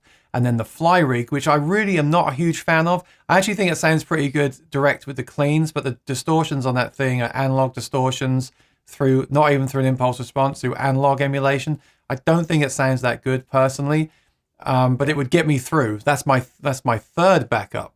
So what you've got there is a very compact rig with a bunch of different backup solutions. And then I would hope that at home I'd also enjoy the tone enough in the apartment to let that be my only rig as well. And if not, I guess I would get something like a really nice tube amp and run it through the aux box and just have that. But that is kind of where I'm at. And then trying not to be sucked into the whole, there's a new fractal and it's even better than the last one. And there's a new helix and it sounds even more like a tube amp. And there's a new head, that it's so easy to get drawn into the latest and greatest as well. And like I said at the start of this video, there's so many options. I didn't even mention the fact that there's some really good plugins on the phones. Like THU. I was listening to Steve from Boston the other night. He was playing THU, and that sounds great. And I've got that on my phone. I can use it on my phone, and it sounds really cool. good. It's like having the Kemper in your phone. Yeah, so that's another backup. I think there's a very real thing online called the fear of missing out. Yeah, FOMO. And that's why we have Facebook groups and gear page forums and different stuff. Because you get something and you see like, oh, 20,000 other people have it. I'm part of the cool group now, right? And then the new thing comes out and you go to that one because it's not really about being cool. I mean, I get it, it's not, but we get that feeling of excitement when we're a part of something that thousands of other people have. Yeah. So whether it's the fractal or the QC or the Kemper or the, whatever headrush option you have, it's like you find this little community, this little bubbles of people that have the exact same you have, and you feel connected now. But that fear of missing out is very, very real. It's the same thing with gas. You want the latest, greatest thing. So, and almost immediately when you see something new, what you currently have is not good enough. Well, in your mind, good enough yesterday. Watch out for marketing. Watch out for marketing as well, and in your own head, because your own head you can think, oh, that does this, and they're saying that sounds better on that than on mine. So it's gonna, and you start to imagine in your head it's gonna sound this way, but then when you actually get it, it doesn't sound any better or any different or any, and maybe it introduces a new problem. The Quad Cortex came out, there was no looper. So, okay, I got this great new compact pedal with XLRs, but there's no looper. Now they've added the looper, and I've got to say it's very, very good, and that's great. But there's more stuff they could add to it now, where like the Helix is more... the Kemper's a great example. It's been around for years, and it's really mature, and it doesn't do everything that the Quad Cortex does, but it does what it sets out to do extremely well, and it's tried and tested. So, I missed... Robert, if you're still here... You made a point. I'll never carry an amp again to a gig. But my question then is, where do you play and what do you take to a gig? That'd be good information. Robert Atkins. I think that was on my chat. Maybe. Robert Atkins. Yeah. I think I see everything here. Rick said the two tunes I sent yesterday powered by Marshall. So yeah, I'll check those out later, Rick. I got your email. Thank you. BMO only plays at home. I don't record or play for an audience ever. So again, that's very different, isn't it, if you're playing at home only? Todd says, a modeler has unlimited sounds. Your amp has a few. I'm guilty of that. Constantly switching, never ending. Well, that's another reason why sometimes I like to just have an amp with like 3 channels. I don't know why more companies don't make a tube amp with 3 really good channels. Because for me, that's all I need. That and a delay pedal and a clean boost, which like the Mesa amps have that. They have like a clean boost, an EQ, 2 or 3 channels, and that gives you all those, really enough options to do a gig with. I don't know why more companies don't make those things. Yeah. Oh, Robert said some amps like the Engel Fireball, you can use a DI with an amp sim or use a real cab. Yeah, you know what's interesting? Like I'd like to try one, but it's big. Is the Rev Generator 120 Mark III, because it's 120 watts. It's got 3 or 4 channels. It's got reverb, it's got noise gate, it's got the line out with the IRs that you can edit on your iPad. That's a true hybrid, but it's a big, full-size, massive or oversized head. So again, it's not really what I'm looking for, considering sometimes I might want to take a train to a gig. So that's not even an option for me. Again, that's not worth me looking at those because that's not going to be practical for what I want. And they have the D20 or G20 like little mini lunchbox heads. Yeah, but again, I find that. Yeah, but I find that a bit of a compromise. And it's a head. I still need the cab. So then I've got to take the head and the cab, right? Lisa says, much of what you've said has gone right over my head. Don't worry, Lisa. This is like 10 years of us two researching all these things. And I really think you don't need to understand all this stuff. If you've got something that works for you, then don't even go down these rabbit holes. Just stay where you are. But she said, I need to make the move from tube amp. Oh, a Mark 535. Now, that's a good amp. And I actually was considering that myself as well. To quiet noodling. Well, Lisa, my advice is do not get rid of that Mark 535. That's a great amp. I would actually pair it. I mean, if budget wasn't an option, I would pair it with the Oxbox. I think you'd be incredibly happy. But that Oxbox is, it's not cheap. So I've tried the 2-Notes Captor X. That's very good. Something like that I would do. I would do the hybrid. I would not get rid of the Mark 535. That amp actually has a direct out as well. It's a cab clone, which is okay, but I would not get rid of the amp. I would keep the amp and get something. I would save up for the Oxbox. I think it's that good. But what would you do, Doc? I would definitely keep the head if you can. I mean, if you don't need it to pay for bills or food or anything, if you have a great tube amp, keep it by all means. Yeah. Especially if it has Mezza Boogie on the faceplate. I mean, that is a great amp. You cannot go wrong. You'll be very happy keeping that amp for a very long time. If the Oxbox is out of your price range, there's a new Headrush MX5 that's very, very small. It has a nice small touchscreen with built-in expression pedal.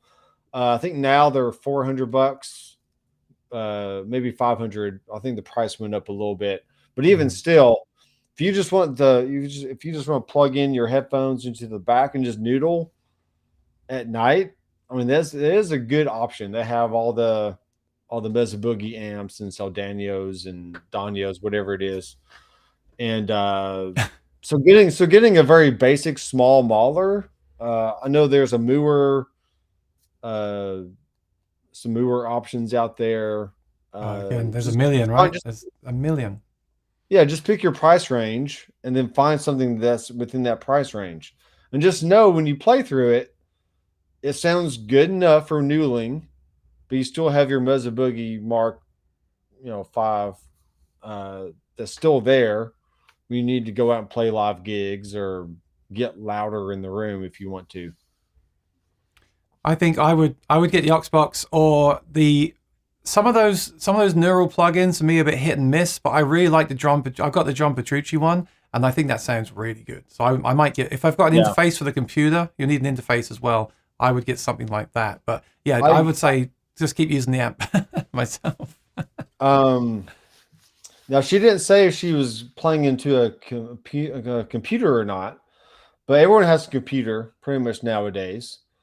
And I think going the plug-in route is a really good option. It really is. It is, but I'm worried she's so used to playing the real amp, it might be a bit of a shock, like we spoke about, that difference. Yeah, but if you got headphones on and you're just noodling, it sounds great for noodling, Yeah, I would say give it time. Like I said at the start of the video, it took me a long time to get used to the in-ears. So definitely don't just put. The danger is you'll put headphones on, play through some kind of box into the computer or whatever, and just be like, I don't like it. But you really have to, I think, I had to get used to it. And now I'm okay with it. I quite enjoy it now. After having the Helix native plugin, which I think sounds really good. It did sound really, really good. In the last week, I have picked up the Amplitube 5 plugin. And it has all the pedals you'd ever want, all the amps you'd ever want. And I've done a few tracks already with it. And my goodness, it sounds great. Yeah, I want to try that. Amplitude 5, right? See, another option. Yeah. But that's a computer-based plug your guitar into an interface. They Yeah. also have iRig, like a multimedia has the iRig Yeah. little setup. You can just plug your guitar straight in, connect it to an iPad or a phone or a computer, and just run everything through this Amplitube software. And it's really amazing. I like Helix Native for the fact it's an all-in-one, but I don't like that it's not standalone. You have to run it in a DAW. She might not have a DAW, the digital audio workstation, and I don't like the cab emulations. But you can just buy the IRs. I know you've got your own IRs. I also really like the York Audio IRs. They all sound really good to me. I think that can help. What I like about the Amplitube is there's like a cab in a room kind of look. You can change the width of the microphones, and you can dial in the dry versus the wet sound. So if you want that depth in your ears, this does a really good job at doing. I'm going to try it. I'm sure they have a demo, right? Like whatever you get, Lisa, get one. If you try these ones, get one with if you're doing plugins, get one with a trial period. Make sure you download it and test it, and you're happy with the sound you're getting. If you're going to buy a pedal like the MX5 or a Quad, I really like the Quad Cortex, but again, that is not a cheap pedal, and they're very hard to find at the moment. But get one from Sweetwater or somewhere with a really good return policy, or Guitar Center, somewhere you can return to, because don't get something and then if you get something with a fractal and then you got a week, I'm not sure what the return policy is, but if you buy one, I guess you could buy used because you could resell it, but I would get one with this really good return policy and really sit down, get it on a weekend when you're off, and you can actually sit down and really try it and make sure it's the right decision for you. Right. Robert says, do you think that's the future of amps, to have both IRs and a real cab? I think it's nice, Robert, but the thing is, don't forget, once you've added that IR loader to an amp, what if a new technology comes out the next year? Your amp then has that older technology in it. So I don't know. What do you think? That's definitely the FOMO thing. If it works yesterday, just because you see something new doesn't mean it doesn't work today. It still works the exact same today. You should work for Apple. That's what they told me when I complained about my old laptop as well. Yeah, there's new technologies always coming out, and things will constantly get better and better and better. But as long as it's not like 10 years old or anything, something you got last year is still going to sound and work just fine for your needs today. David recommended the Captor X. I've got a video on I've still got a Captor X here. I was going to compare it to the Oxbox. The only thing about the Captor X is there's an 8 ohm and a 16 ohm version, which I found annoying. If you buy both of those, you're getting close to the price of an Oxbox. But most tube amps are 8 ohms. So you just get that one. And I think you can use it with any amp anyway. It's just like a technical kind of thing. But some will have an 8 ohm output and a 16 ohm output. So you do have the option to choose one or the other. I used to have the Synergy combo that was only 16 ohm. Oh, okay. And that's why my Captor X is 16 ohm. So if I'm going to use it, I don't have that amp anymore. So if I'm going to use that with my other amp, it's not. I don't think it's a problem as such. It's just not optimal. I wish there was a switch on that thing. That's for me. That's the biggest drawback of that box. The aux can do 4, 8, or 16, which is really, really nice. What's that new Boss IR pedal that has the amp sim and the IR in one thing? Yeah, there's another one. That's a good little $400 or $500 option, right? That's the thing we started with. It's another option. So yes, there's also the Boss Tube Amp Expander. That's another one that you can get. Yep. The 2-note Captor X is the smallest and most budget friendly, and the one that you can take to your gig with you as well. So I would, and as your amp is 8 ohm, I'd probably recommend that, or at least again, get it and try it and make sure you like it. It's got a kind of attenuator in there as well. Make sure, but again, make sure you like it, because there's so many options out there. Rick says tube amps push more air, as for recording, much more dynamic. Lisa says the Mesa already has headphones. That's right. It's actually got a DI in anyway. It's got the cab clone, which isn't. I think the original version people used to hate on, but I think the latest ones are okay. But it says nowhere near the same. Yeah, it's not as good as an impulse response for sure. Todd said, just run a Helix into any powered speaker. Yeah, I mean, I told you, I've done it a couple of gigs. I've actually got a video of that I'm going to start using to get some wedding work. It did the job. It did. But it didn't. And I wasn't using, I'm very big on that thing. I think you need to use, I need to use impulse responses, not the stock cabs. I will just say this. I could go and use it tonight and get through the gig and everyone will have a great time. But I just like having the tube amp behind me, and also that is a big pedal now. Notice how a lot of the modelers have shrunk down, like the original Head Rush and the original Helix floor, and now the Quad Cortex and the FM9. A lot of them are going for the smaller units now, and that's important to me because although I do have a car, I often take the subway to gigs. Here's the gig board, which is half the size. I think it's probably about the same size as a Quad Cortex, isn't it? Yeah. Yeah. Just with less switches, obviously. But then you've got less switches. That's the thing for me. Yeah. I missed one. I keep thinking they just keep coming to my brain like this.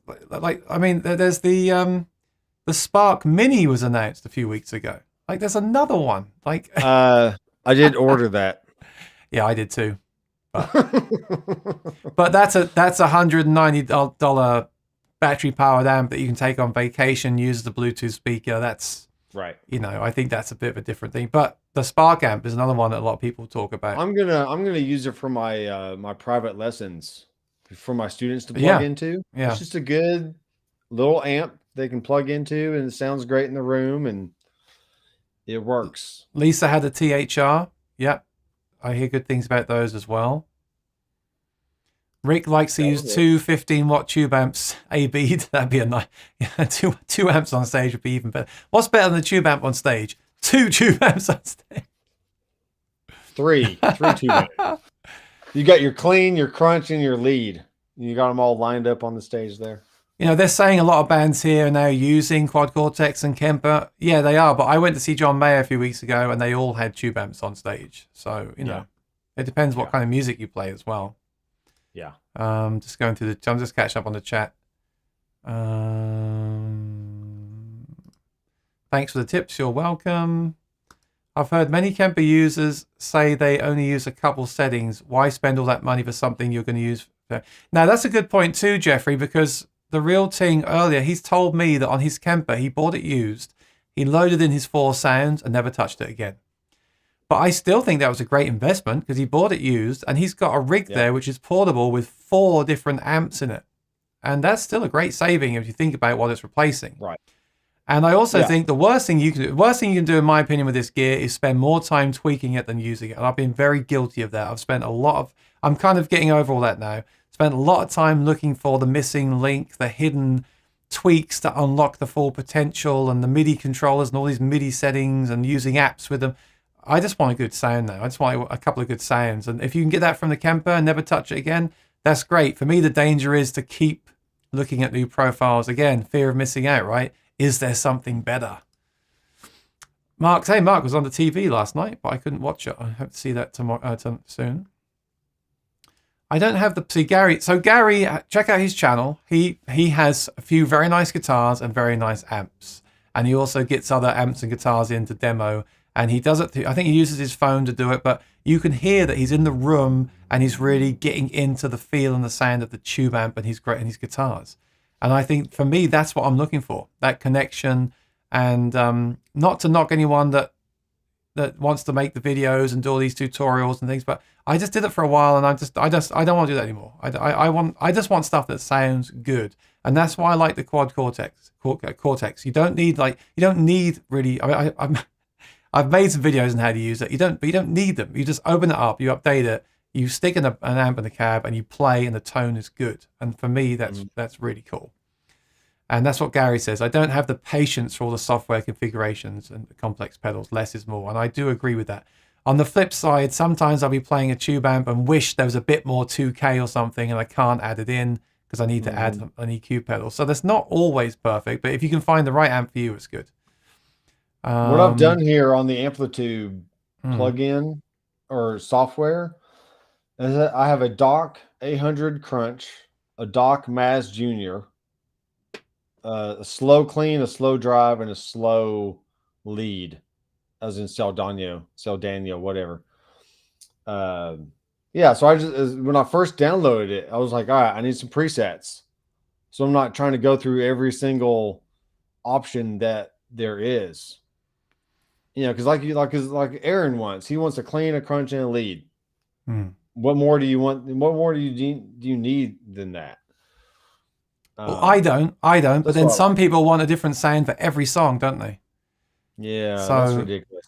Well, no. Like if you're in a What if you're in a cover band like tribute to the '80s, and every song you want to exactly recreate and have it all changed from Logic via MIDI and backing tracks? I totally get that. That's just not my usage. My usage is clean, crunch, and heavy. Yeah. Yeah, I like to think of things as categories. So you can have a clean category, a crunch category, and a lead. Now within those, do you want a Fender clean or a Vox clean? Or do you want a Marshall lead or a Mesa Boogie lead? I mean, there's still some nuances in there, that you can kind of venture off. But as long as you have something in those three categories, it should keep your mind from straying and wondering too much about all the different options. Do you want an orange lead tone, or do you want a Dr. Z clean? It was like, is it clean? I mean, clean is a clean at some point. Look, I like what Line 6 did with the Catalyst. They made their own clean. I said this to them at NAMM when I was there 2 years ago. I was like, will the new guitarists actually know what a Fender sounds like? Like someone who's playing guitar tomorrow and has never been out to a guitar store and just plugs in and starts on their computer and YouTube. Will they even know what a Soldano drive is? So I like the fact on their new amp, and I think Boss did this too. They've made their own clean for that amp. They've made their own drive for that amp, their own high gain for that amp. I think that's really, really smart of them. And I like that amp, but I'm not going to I got one, I'm not going to keep it because I don't like the power amp in on it with the modeler. And that's why I'm going to go for the tube amp one. But if I just wanted a standalone amp, I think that's a really good option. Look, Real Ting says, I've not found an issue to play Kemper with a guitarist with an amp. Generally, we'd mic them up anyway. Though since my tinnitus has gotten worse, I try not to play too loud anyway. Not worth it. So yeah, okay. But again, that probably depends on the size of the stage as well, doesn't it? Because if they're miking them up and how, I don't know. There's a lot. Look, I did a wedding band last summer. There was like a 13-piece, and the sound was so loud, it was ridiculous. I had the earplugs in, it was still too loud. Honestly, I didn't really hear the amp on the stage anyway because it was so stupidly loud. So that factors in as well. Who's running your sound? Who are they favoring? How loud are they running it? Is it too loud? There's so many other factors that go into all this that we didn't even touch upon. Right. Why not spend $2,000 on two Kemper sounds? If those two sounds do the job in a lightweight, easy-to-use package, I mean, lots of people spend $5,000 on a Martin to play three chords. Are you talking about me, Real Ting? Now, what's wrong with me playing? No, hang on. What's wrong with me playing three chords? Huh?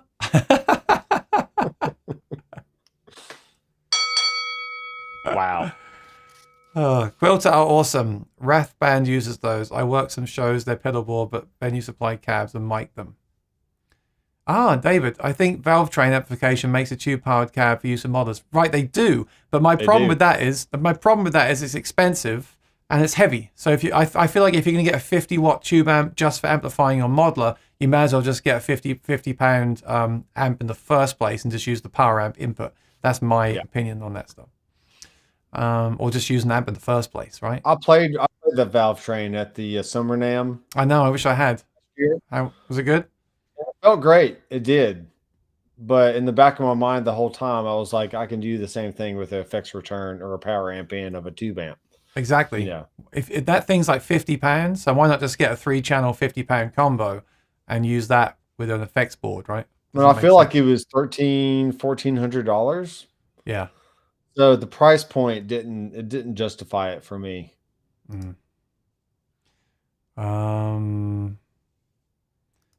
Most gear buyers are casual players who do it for fun and because they like playing and enjoying equipment. I guess I'm a different category as my job, so they're tools. But there's also people that only play at home, Real Ting, that want to spend a lot of money on a $5,000 Martin to play 3 chords, and that's fine too.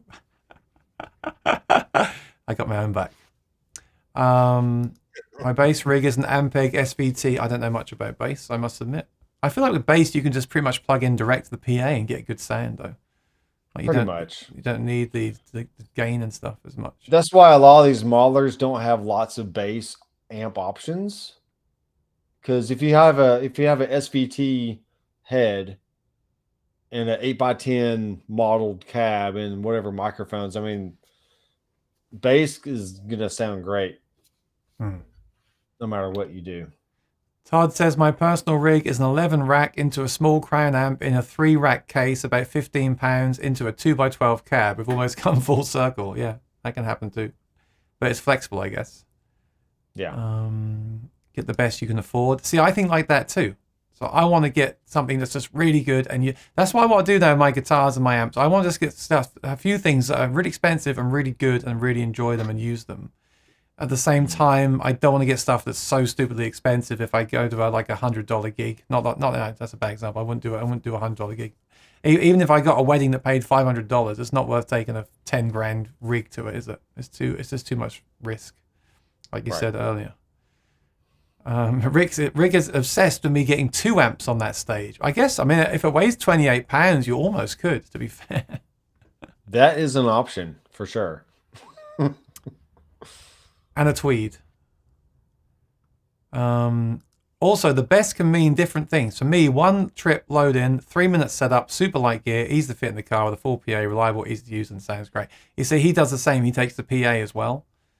So that really changes things. I believe if I only played guitar and didn't take PA, I'd have much less problems taking like a stack and a big effect pedal board. I wouldn't mind as much. For me, it's really when you're taking the PA as well. I mean, you know, portable is always a nice thing, isn't it? As long as it still sounds good. Definitely convenient. Todd started playing in the late 80s, but now I still play and run sound for bands. Then my wife is called the investment in the business. That's the key. Yeah. Oh, Zane is here. Good evening, Aaron, Dr. McFarland, everyone from the UK. It's late there, buddy.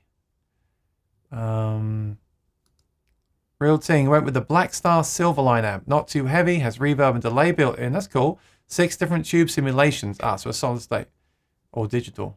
But yeah, that's a good option. If you like that thing with the solid state, that's a good way to go. If I like the solid state amps, I would definitely go with them because I think that's convenient. Because tubes can also go wrong, right? When you're at a gig, they can fail. There's no investment on this, says Todd. If you are really good at your hobby, you might get 1% back. Well, that's true too. You know, it's a lot of musicians spend way more than they will earn from the equipment. Business, you invest in businesses and the ways to make money.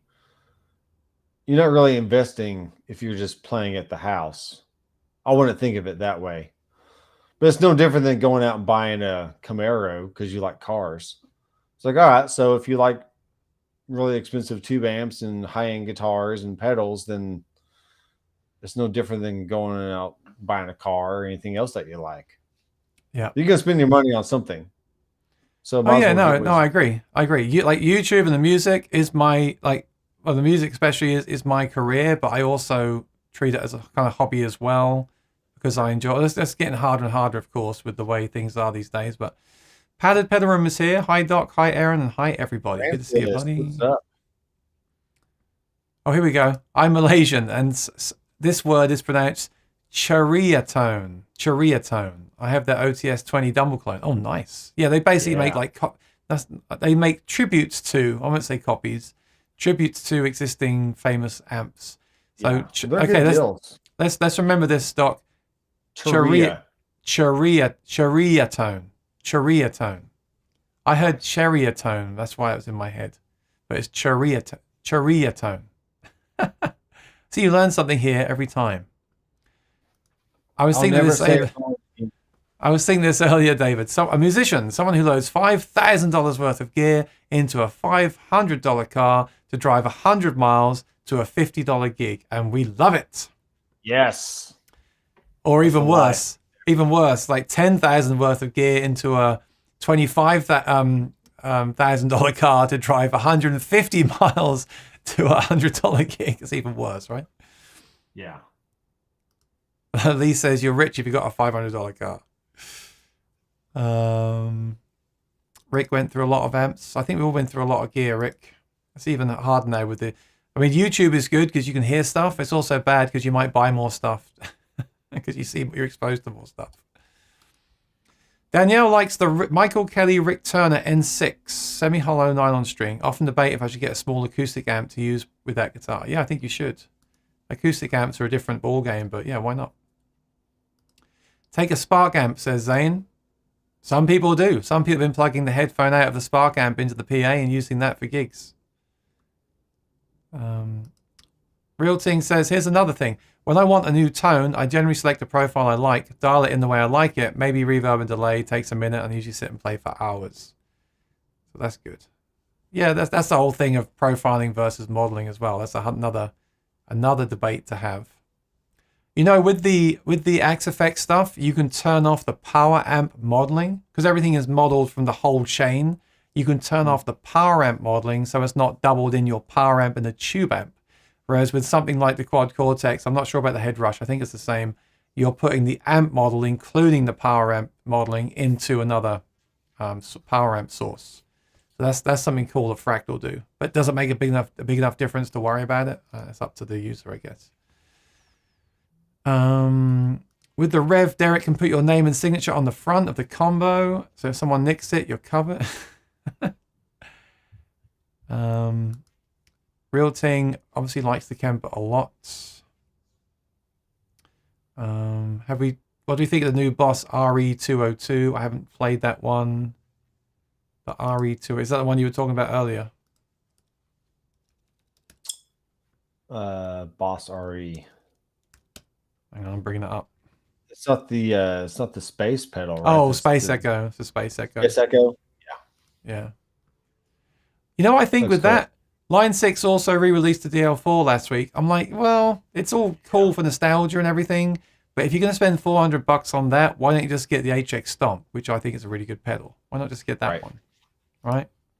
There's a lot of rehashes lately with gear, like re-releasing the same thing. I guess that's been done for years, but I'm seeing it more and more now. Like stuff is brought out and then split into smaller things and re-released over and over and over again.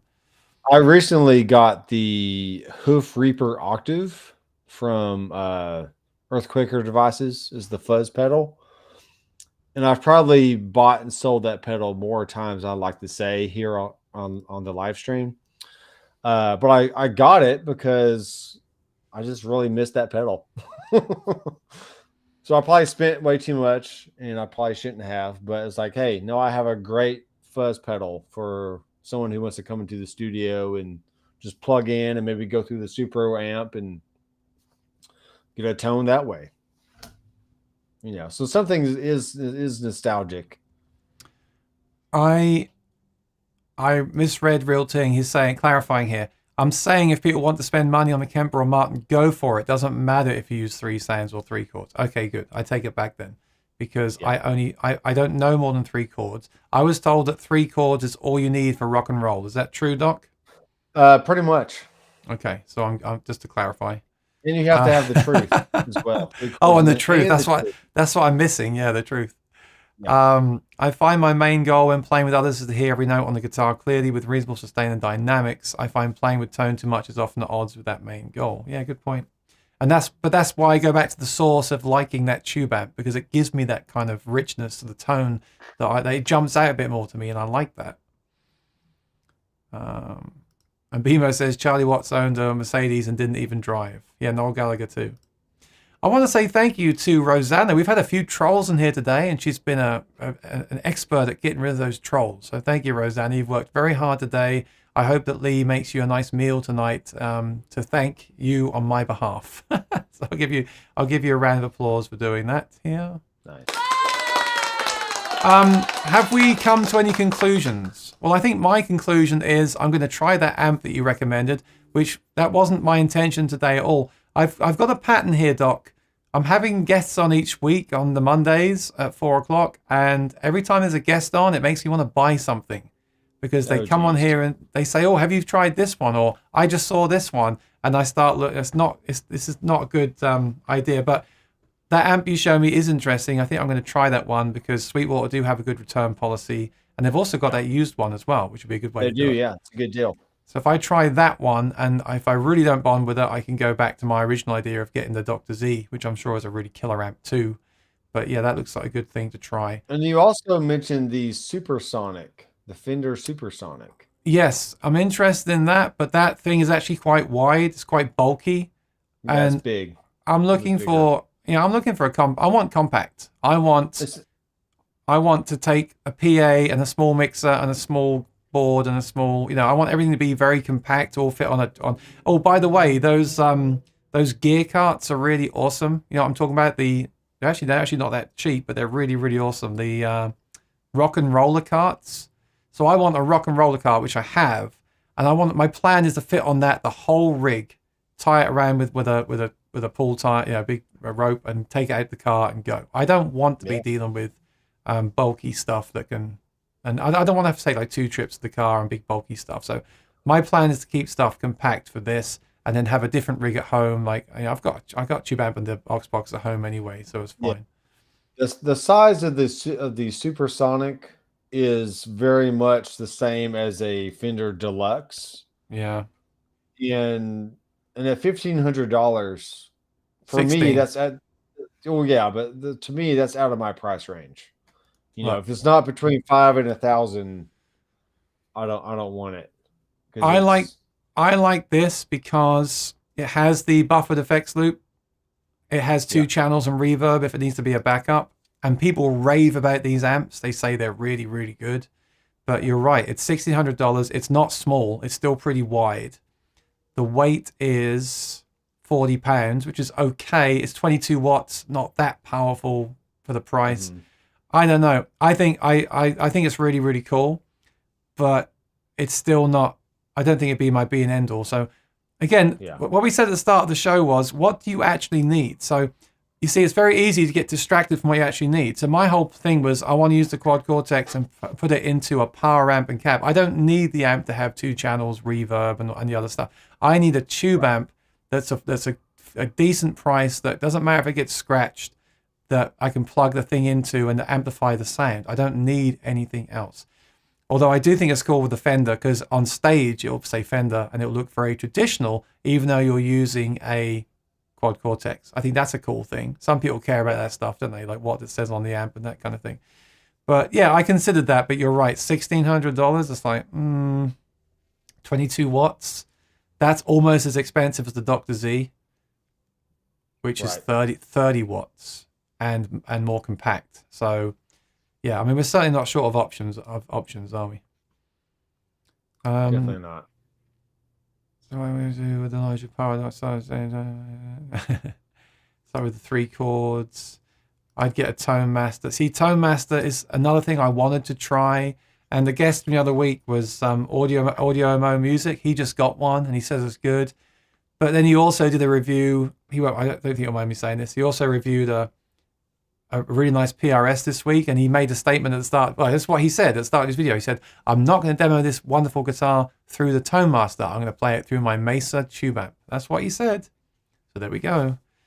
I'm sure they're really great too, and they're really light. They're like 20 pounds, but they're still a solid state amp with a single channel. And I think they messed up with the Tone Masters. They didn't put a power amp input. They should have. Yeah. Can you imagine using something like your favorite modeler into that? So on the stage, the audience thinks you're playing a Fender Twin, but you're not. That would be so cool. I can't believe they didn't put a power amp input on it. If Fender is listening, go ahead and change your blueprints to include a power amp in. Well, the cynical side of me thinks they might do in the next one. That might be the next update. Oh, the new one has a power amp input, and then all the modeling people will go out and buy one as well. Maybe that will happen. But you know what? Being completely honest, it's still not a tube amp. I do think I talk a lot on here on the channel about like psychology. For me, there's always that thing of, no matter how good it is, even if I do think it's great, I think my brain is always going to think that the tube amp is better anyway. And I think that's why I want to get the tube amp to do this and have the convenience of the modeling for everything else. So that's just me. The Tone Master is too close in price to the tube option, the tube version. Mm.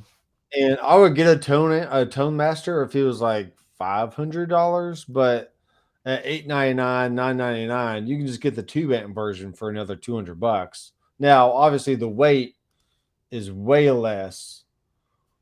I love the with kickstand too. The kickstand is nice. Kickstand's cool. I mean, it Yeah. looks classic. It really does. Look at this. Look, that is cool. But for the price, I would like to have those in the $500 to $600 range, and not the $1,000 range. £33 though. Yeah, £33, and I played them at Guitar Center. I did like them, but my fear again is in the back of my mind I'll be thinking, well, yeah, but it's solid state, and maybe I won't like. And there's no power amp input anyway, so that's completely off my list. For me, it's the Dr. Z, or the one you showed me. Again, size, and again, I can easily talk myself out of it. Oh, I could get the Supersonic because it's only a little bit, it's only a few inches wider. It's fine. But then you get it, and then it comes time for the gig, and it doesn't quite fit in the car. So I think what I said at the start of the video is really important. Write down what you actually need, and then don't deviate from it, because it's so easy to think, oh, well, I'll just get that one with the passive loop, and I'll just add a buffer, and that one's got this bigger, that's fine, I can fit it in the back seat. No, stick with what you need. There's so many. The good thing about having all these options today is that you can get pretty much anything you need, because there's so many options. It's kind of nuts. When I played at church this past Sunday, I had my Gator Cases guitar bag, and I fit the Headrush MX5 in the little pocket there with my cables.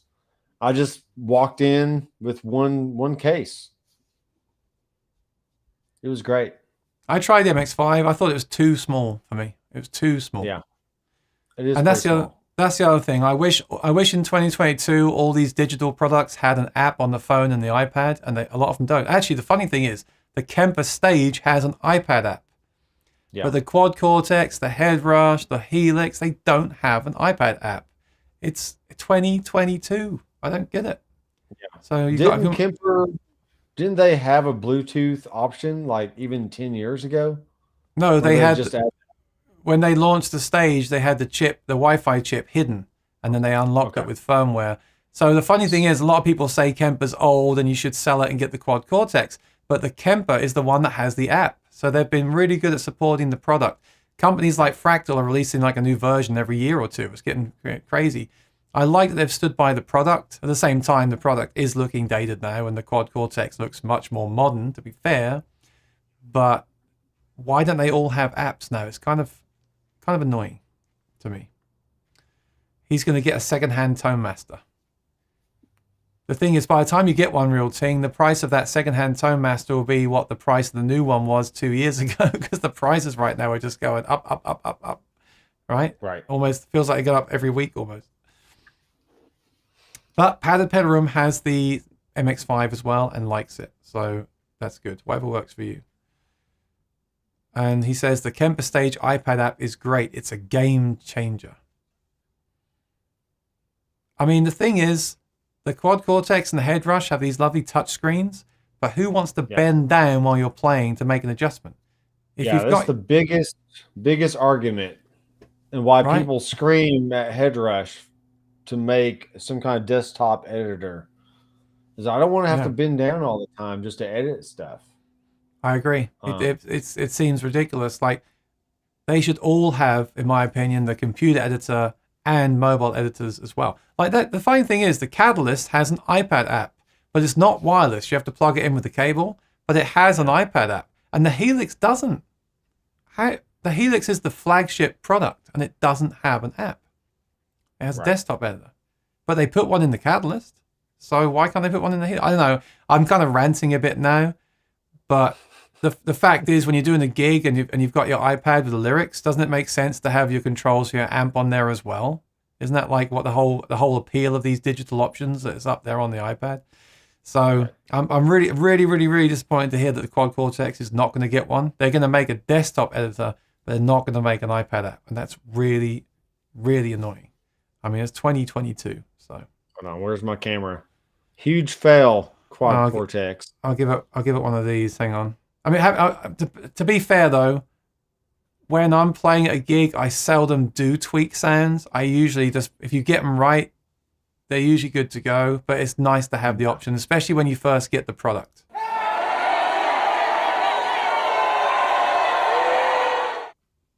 That was a boo. Yeah, there's 2 times I had to bend down at church and kind of move some things on the screen. But once I had everything set, I was good.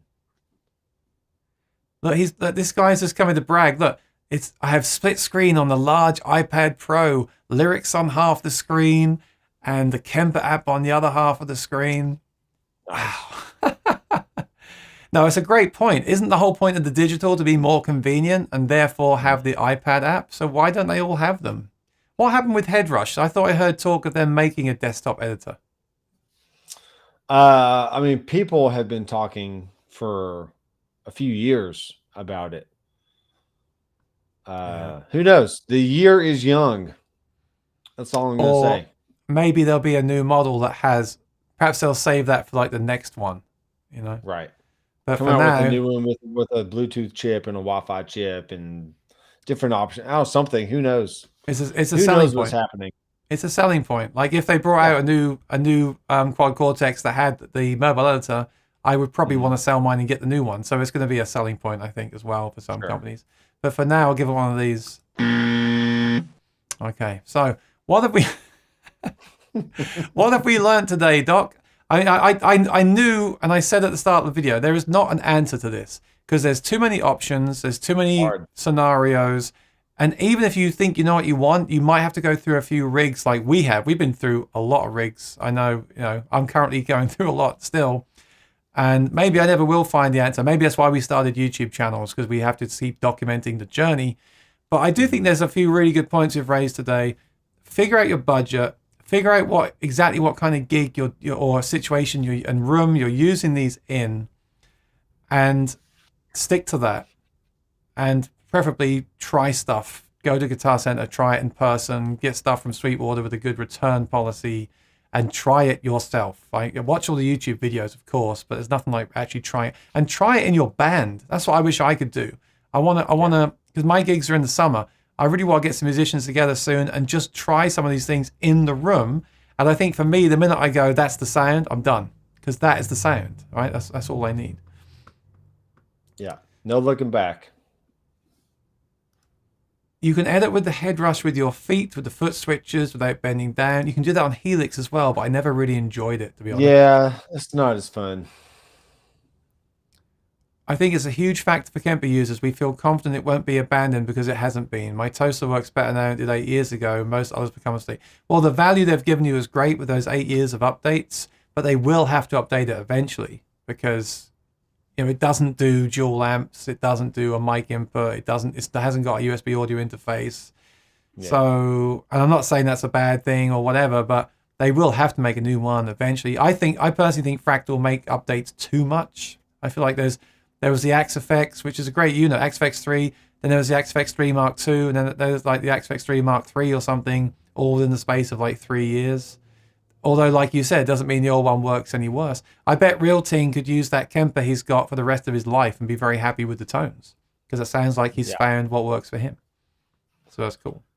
Yeah, this Boss MS3 that I have, as far as I know, has never been an update for it. It's just you buy it once, you get the sounds that come with it, and that's it. And if the Kemper stopped being supported for some whatever reason, and you never plugged it into a computer to update it or whatever, I still think you would have all the functionality that you would need. Yeah, just without ever having to update it ever again. Because he's happy now, but he's saying the older one will still be supported. We don't know that, do we? I mean, for example, the Line 6 Pod HD is no longer supported. That's probably a good thing. Well, fair enough, fair enough. But I'm saying, like, the argument is with a tube amp. You buy a classic tube amp and you can play it forever, and when you go to sell it, it's still a classic. because it hasn't got the digital stuff in there. The Kemper will eventually be not supported anymore when they release the new one. It will happen, but I guess you can just keep using it on the current firmware, and the sounds are at a level now where you can just keep using them, and that's a good thing. As long as you don't get that fear of missing out you were talking about earlier, then you're fine. It's rough, man. It's a bad disease. Fear of missing out. FOMO. They call it FOMO. All right, let's wrap things up. I think it's been very useful. Hey, it's been useful to me, so I hope it's been useful to everyone that's watching. Dr. McFarland, where can people go to find out more about you and what you do?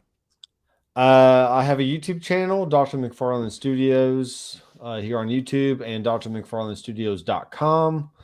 I'm here local to Nashville, so if you have a band that wants to come record in my studio, I'm always looking for new people to produce and engineer their albums.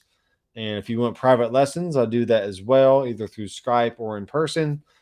And I'm around. Find me on Instagram or Facebook Messenger, and I'm very open and approachable and love talking about gear and answering your questions. So come say hi. Awesome. And thanks, Aaron, for having me on. No, thanks for joining me. Divided by Time Studios, do you think we'll see a Strymon multi-effects like Helix or Kemper? I'm surprised they haven't made one by now, because people love their stuff. I don't know why they haven't. I'm looking at this Amplitube plugin, and I'm like, if they could just take these sounds and put it in a hardware version, that would be sick. Yeah, because this thing sounds really good. I'm going to try that. Has that just been released? No, it's been out for a while. Amplitube. I'm going to try that one. Well, they had Amplitube 4, and now they have 5.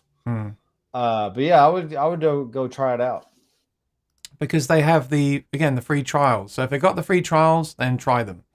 Make sure it works for you first of all. Thank you, David. Thank you, Rick. Appreciate it. Thank you, Padded Pillarum. Appreciate it. And Poo Ninja's still rocking the 500X until it breaks. Hey, why not get the value from it, right? Yeah. Oh, he took great offense when we dissed the 500X. So that's what I use. Man, there we go. I had one and I didn't keep it very long. That's all I'm going to say about that. All right, let's wrap things up. Thanks for joining me. If you're new here, please subscribe and ring the bell. Oh, Poo Ninja's hiding up my advert. And live guest every Monday. I think I've got Thomas Blue coming on soon, which would be cool. But I mostly want to speak to him about strats, though, because he's the strat guy. Yeah, and strat king. I'm going to have different guests every Monday. I'm sure the doctor will be back to talk about a different topic at some point soon. And go and check out his channel if you've enjoyed this. Subscribe to mine if you've enjoyed it. Everyone watching on the doctor's channel, hi, nice to meet you. My name's Aaron Short. And again, thanks to Rosanna for dealing with the trolls. And everyone have a great night, and we'll see you next time. Goodbye. See ya. I just got to get rid of Poo Ninja's comment. Sorry, Poo. There we go. We'll see you next time. Have a great night. Take care. Be well. Bye-bye.